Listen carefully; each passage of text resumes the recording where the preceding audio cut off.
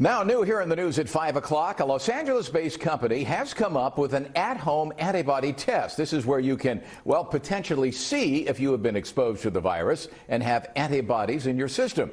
NBC4's Kim Tobin is now going to show us why this could be a big step in reopening the economy. This new antibody test would make it possible to see if you've been exposed to COVID-19 without having to leave your house. You would get the test kit in the mailbox.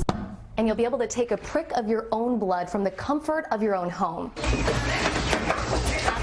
Health's laboratory, they're building and packaging testing kits that can detect antibodies. So we started working on this a little bit over 6 weeks ago. Chief Medical Officer Jack Jang says the test would cost about $50. Patients would use a drop of blood from their finger, and they could get the results in about 13 minutes. And a picture is taken with the Scanwell Health app.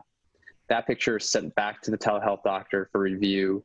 We'll then contact them with the results, what it means, what the next steps are. The startup company is about to run clinical trials, and they're working on FDA emergency use authorization, which they believe they could get by the end of the month.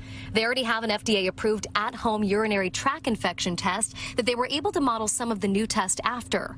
Although the company says they've had major accuracy in determining antibodies, there's still a lot of research that needs to be done to determine accuracy of this type of test and what the results mean for patients. Go off of what we know about other coronaviruses, that you do typically have some either complete or partial immunity for a period of months to years. But for this coronavirus, we still need to do those studies to really understand what having antibody means. That's why the company is also taking part in a big antibody study tracking 10,000 COVID-19 patients over the course of a year to see if they become reinfected.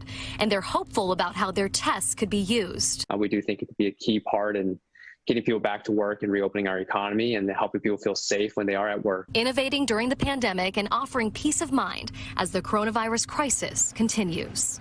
Kim Tobin, NBC4 News.